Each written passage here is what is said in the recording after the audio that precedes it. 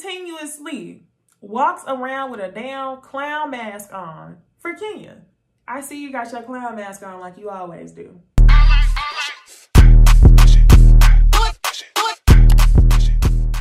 Hey y'all, it's NeceyDixon. Welcome back to my YouTube channel. If you are new here, welcome. If you're returning, y'all, welcome back. We are here to talk about season 13, episode 4 of Real Housewives of Atlanta.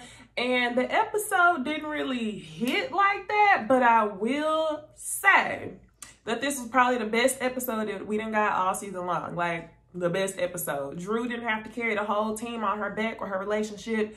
And, you know, I didn't fall asleep talking about Cynthia's wedding the whole time because we actually had other shit to talk about. Lauren came with the protective sister stuff and I'm here for it. So let's go ahead and get into it. Season 13, episode 4 of Real Housewives of Atlanta. All right, so first, y'all, we start off with Cynthia, Mal, and Kenya meeting up for yoga. And y'all, when they showed Cynthia and Mal on them sidewalks, I was like, look at those hips, y'all. Both Cynthia and Mal are whole ass brick houses. Like, that sounds like such an older term to say, but I don't know what other word to describe them. They hips is sitting out here. They look good because I know people go and pay for that. I think theirs is natural, I'm pretty sure, because I feel like that happens with a lot of people. They start off real skinny and then as you get older, you just bow. Like, yeah. So anyway, Cynthia and Mal is looking good. They go to the yoga session. Kenya shows up a little bit after them, and all of them are wearing the face shield mask, no mask underneath. And I'm bringing that up for very good reason, y'all. I know this is a show. I know they have to film. I know we have to see their faces. But I'm bringing it up because Miss Ken, or Kenya Moore, wanted to try to be shady. But anyway, let's get into this Cynthia and Kenya scene. So pretty much what we got out of it, outside of finding out that Cynthia isn't flexible at all, is Mal and Kenya are holding Cynthia accountable for her bullshit, okay? At least they're trying to hold her accountable because now in 2021, we know that she went ahead and had the big wedding on 10/10/20, and some people are calling the wedding a super spreader event. We also know that Bravo did not film the wedding, and we also know that we are still going to see the wedding because Cynthia hired her own crew to film it. So that just tells me what Mal and Kenya said was true. You wanted to have a big event, you wanted it to be filmed because you were on the show. And that's one thing that was different. This is also something that tells me maybe they've been on the show too long, or maybe this is just like a weird season for production because they allowed her to break the fourth wall. Y'all heard Cynthia mention it and she was like, okay, look, let's go ahead and break the fourth wall all the way down. And she said that the show pretty much has no pull over what she does. Okay, Cynthia, let's say the show has no pull. But what you want is a large platform for plenty of people to be there, for plenty of celebrities to attend. So you would do that if you were on a show or not. So I'm thinking Cynthia wants the platform to have a big wedding. Like Kandi says later on in the episode, she got a little bit of coin. So now she want to make up for her first wedding that she had with Peter. So it's like, okay, I feel for you, Cynthia. You want to make up for that wedding where your mama and your sister went and hid the marriage certificate. But we are in a global pandemic. I have to agree with Mal, Kenya, and Mike on this one. Do you want the marriage or do you want a wedding? Come to find out, she wanted the wedding. Well, I guess let's say she wanted both, but it appeared as if she just wanted the wedding. So yeah, that's what happened. Another thing I will mention, Kenya was at the wedding, no mask on. And I'm bringing this up for good reason. We're gonna get into Kenya in a minute, y'all. All right, so the very next scene, we get Kandi and Kenya meeting up for lunch at a restaurant. And Kenya says to Kandi that she feels really horrible about almost ruining Cynthia's proposal last year. And this is the second time that Kenya said this at the beginning of the episode. And I'm like, okay, maybe Kenya is human. Maybe Kenya has a heart. Like, wow, okay, I like this, right? So she decides to come up with the idea to plan Cynthia a surprise engagement party to make up for it. But her way around that is for Kandi to pretend that she's inviting all the girls to an event. And she lies and says that the reason why she's doing that is so the girls will show up on time. And I'm like, Kandi was straight up like, Like, what do you mean? You're asking Kandi to invite the girls, just like Kandi said, because you know that half the group don't fool with you and your antics, okay? If this was just a Kenya Moore event, I'm pretty sure we probably would have got LaToya, Cynthia, and Kandi. And that's probably it. I mean, maybe the new girls, Drew would have came, maybe Fallon would have came, but no, okay? So Kenya, you know what you're doing. The other thing that they speak about, Kenya mentions the whole wedding / marriage 10-10-20 thing to Kandi. And Kandi flat out this whole episode was saying everything that came to my mind. You got a little coin, you want to spend it, you want to have a production. So yeah, that is what it is. I don't know why Cynthia is trying to play like that's not the case. And she really had me bust out laughing whenever she was hollering at Kenya, support me, because she was really giving me that support me, bitch, like that NeceyDixon and Marlo scene. So yes, y'all know how I feel. I guess Nene ain't on the season, but it's just really hard for me to see Cynthia getting, you know, spoken to aggressively by Kenya. And don't take this aggressive thing the wrong way. Assertively, I'll say assertively. As she should have been spoken to assertively in that case. That's the only situation where I think Kenya was right. But I can't help but think Lenethia could never talk to Cynthia in that tone and not be, you know, finger wagged at for it. So yeah. So those are the first two things at the beginning of the episode. We get the whole marriage versus wedding conversation. I actually agree with Kenya on that. Then Kenya said she feels bad for almost ruining the engagement. I start to believe that she's human, but then I realize that she is not. Whenever she says that, oh yeah, our friend Porsha, she got arrested again. And she said it really trying to be shady and says that she doesn't think that maybe Porsha is fighting the right way. But then she brings up, well, the reason why she thinks she's not fighting the right way is because she wasn't wearing a mask and that she could be putting everybody at risk.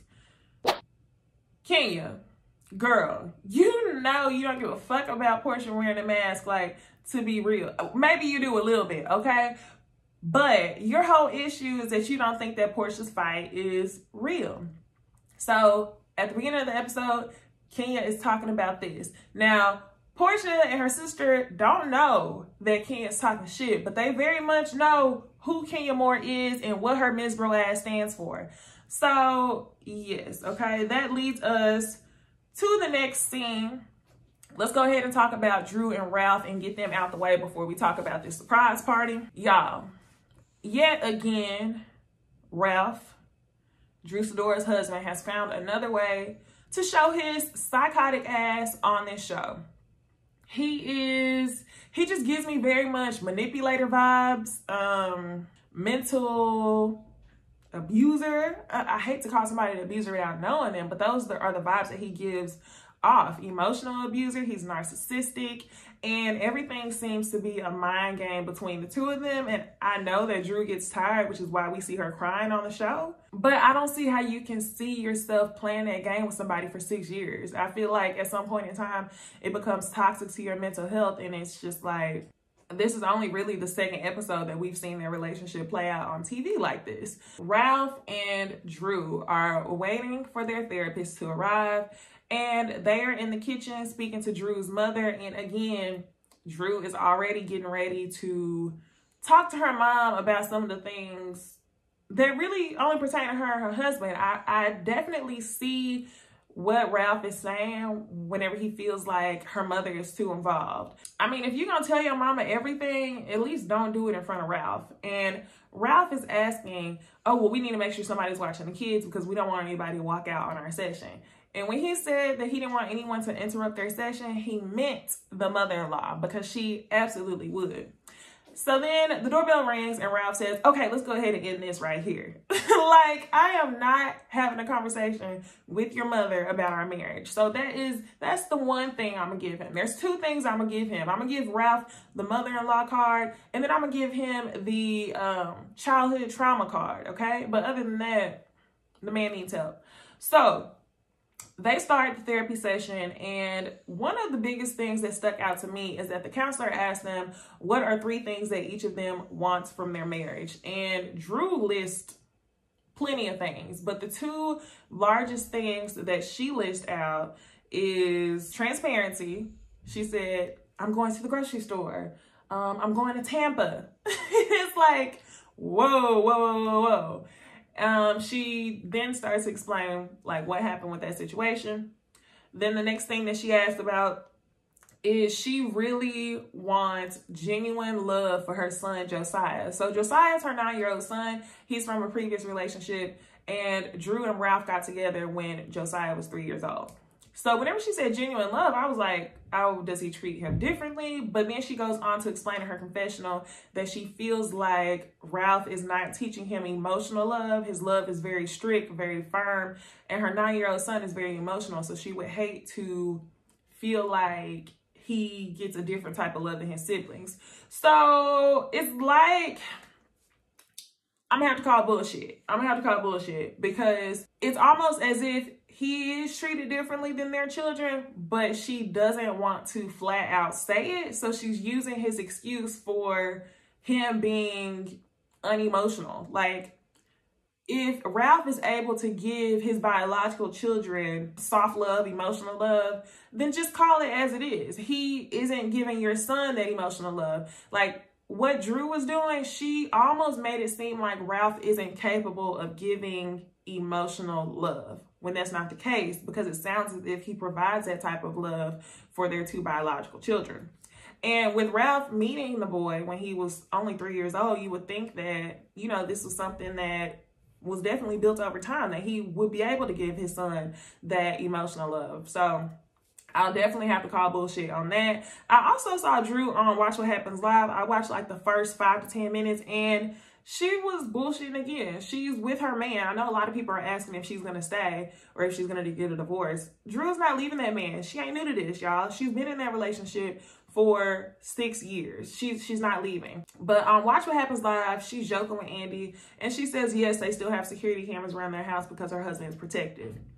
Your husband is crazy, okay? He's definitely giving me Big Brother got y'all on lockdown vibes. And I can't believe that after he was watching y'all sleep in the last house, y'all went and put securities all over the inside of y'all house again.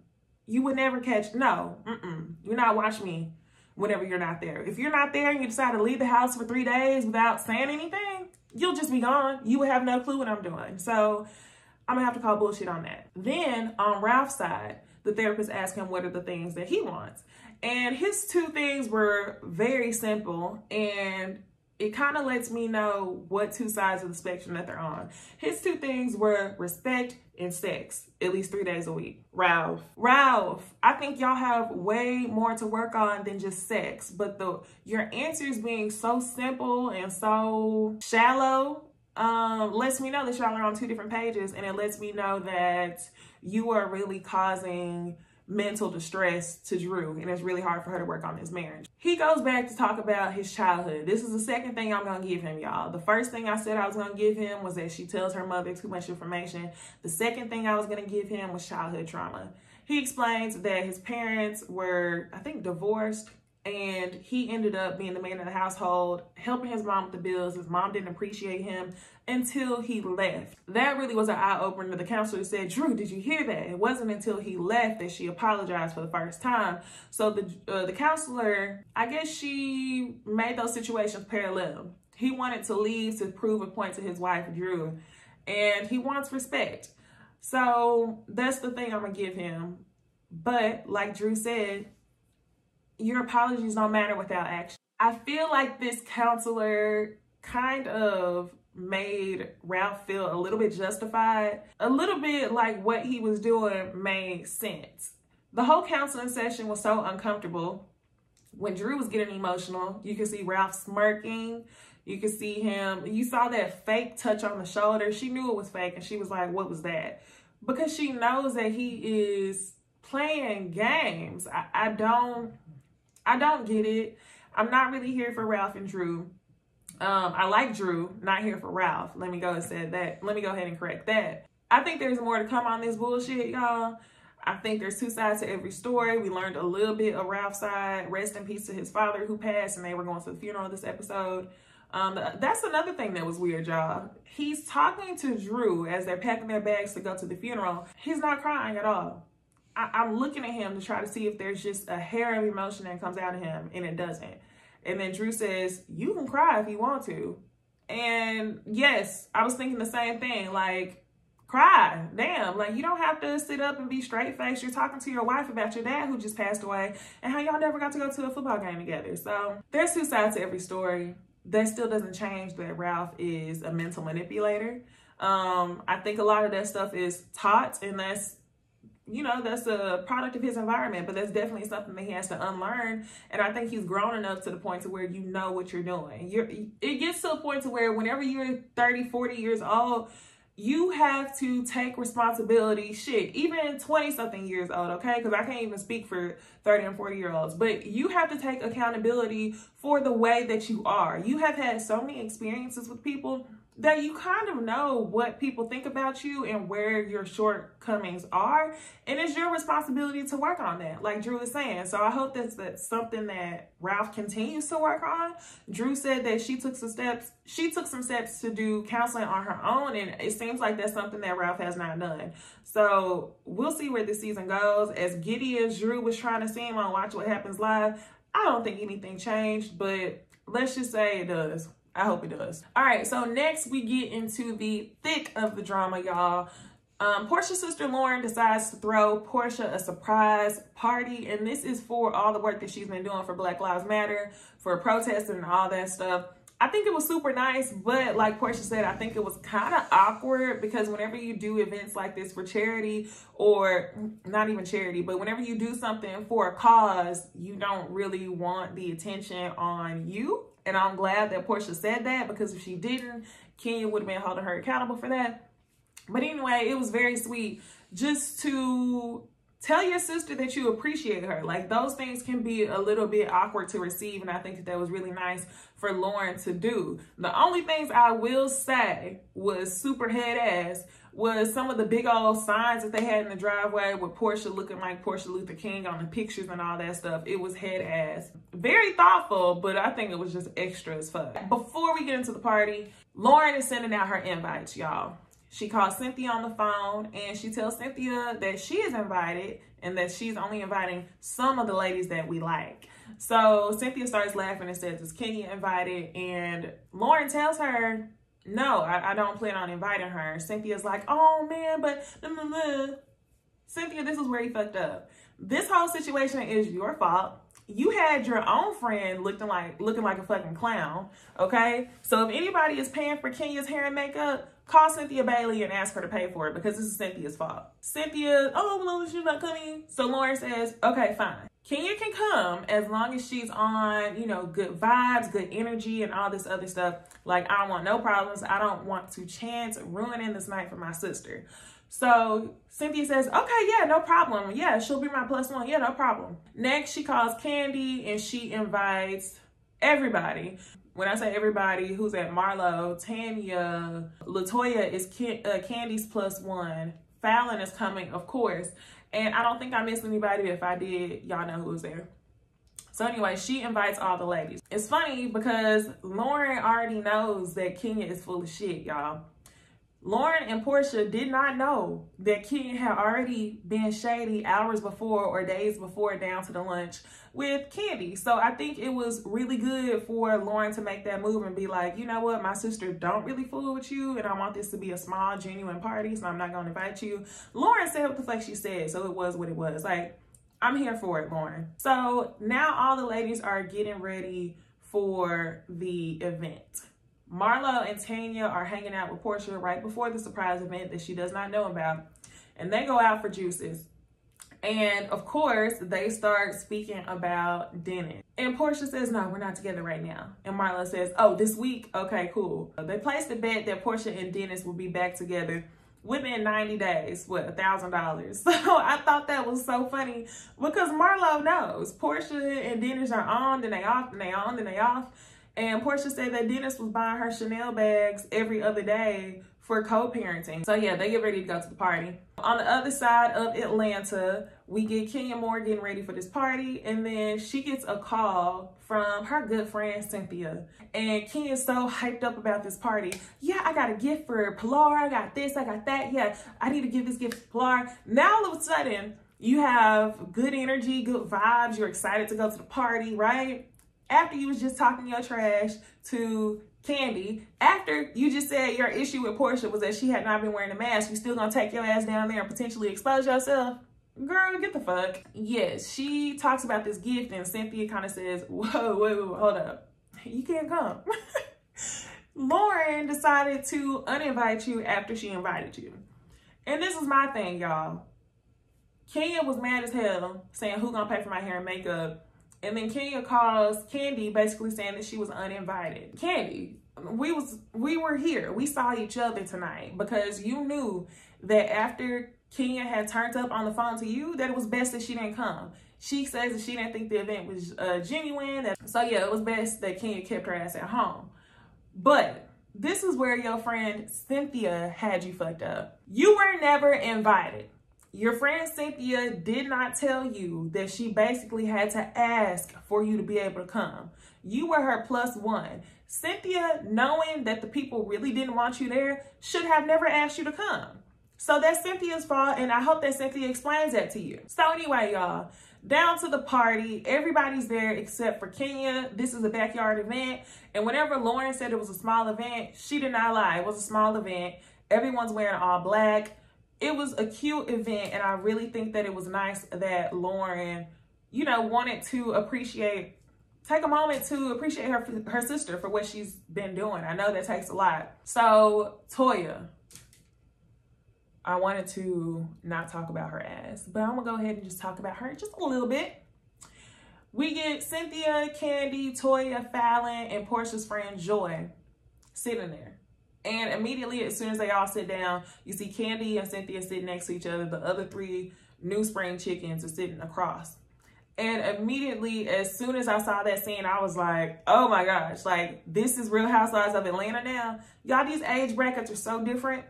This whole thing, this is so weird. The casting was just thrown together, okay?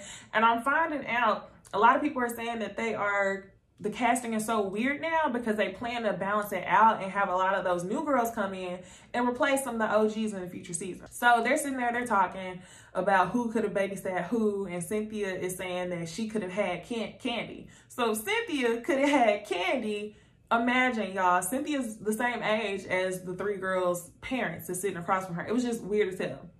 So Fallon is sitting there and she's speaking about, you know, her family, and she says something about her husband, and Toya says, how's your husband? And Fallon says 56. And she said, yeah, I knew that. And everybody was like, what? How did you know that? And she said, well, you seem like you would marry an older man with money. Toya says things that I don't know if she meant it anyway, but those are things that you just don't say out loud and could potentially get under people's skin. Like, don't do that. What he said, you in my business. Don't do that. So yeah, Toya, I'm sure she was probably about to explode inside with the amount of shit that she wanted to talk about at this event, but she couldn't talk shit because Kenya wasn't there. So I'm pretty sure, y'all, Toya is going to give Kenya the whole rundown next episode, and they both going to be talking shit. And this is where the whole Drew and Kenya kind of get into it. I mean, have y'all seen some of Drew's tweets last night? So yes, y'all. At the party, Cynthia walks in and she hands the gift to Porsha in front of everybody. After you, let me get this, okay? Cynthia, you had already talked to Lauren when you got there. Lauren had already told you that she didn't want a chance ruin the event. Lauren basically said, I said what I said, okay? Even more, Lauren clarified tonight on Twitter that she rescinded the invitation 2 hours after she gave it to her. It wasn't last minute. So in no way, shape, or form should Kenya have been getting ready for that party. That should have been communicated to her from her friend Cynthia. So Cynthia's talking to Lauren. Lauren says, I said what I said. Then Porsha's in front of the group with everybody. Cynthia brings it up again. She gives her the gift in front of everybody. She couldn't make it because Lauren couldn't let her. Cynthia, what did you think was going to happen? Did you think that Porsha was going to punish her sister? Did you think that Porsha was going to disagree? Porsha said, okay, you know, my sister knows what's best. Don't bring that shit to me at my event in front of everybody asking why your friend ain't there. That really irked me, y'all. Cynthia continuously walks around with a damn clown mask on for Kenya. I see you got your clown mask on like you always do. Why? So, Porsha, nonetheless, outside of Cynthia trying to start shit, trying to bring up shit, she gives an amazing speech at her event. Porsha is absolutely doing this for the right reason. Porsha was not expecting any type of credit for it. And I think it's, you know, good things that she's doing. Her grandfather will be proud of her. And yeah, y'all, this was probably the best episode that we got. Definitely so far.